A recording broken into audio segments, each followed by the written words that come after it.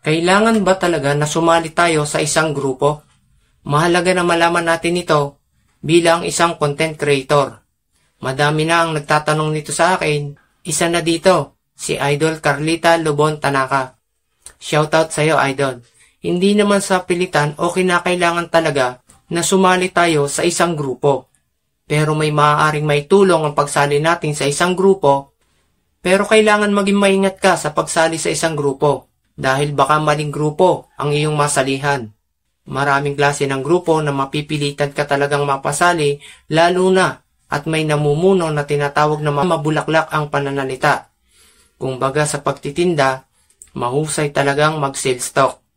Kaya mapipilitan kang bumili, mapipilitan kang sumali. Isang payo lang, Idol, ang masasabi ko para magtuloy-tuloy ang progreso mo sa pagiging content creator kung sasali ka sa isang grupo. Ito, Idol, piliin mo ang grupo na may tamang sistema. Grupo na ang hangad ay tulungan ka, hindi pagkakitaan ka. Grupo na aakay sa iyo para magawa mo ang tamang proseso at hindi sasayangin ang oras mo. Grupo na maninindigan na tanging kabutihan mo ang isasalang-alang.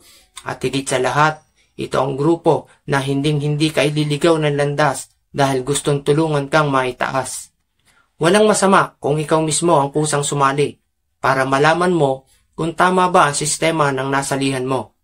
Kung sa palagay mo ang sistemang nasalihan mo ay hindi tama para sa iyo at lalong hindi tama o angkop sa patakaran ng platform na ginagamit mo, ako na mismo magsasabi sa iyo, lumipat ka ng grupo hanggang makita mo ang tamang sistema na kailangan mo.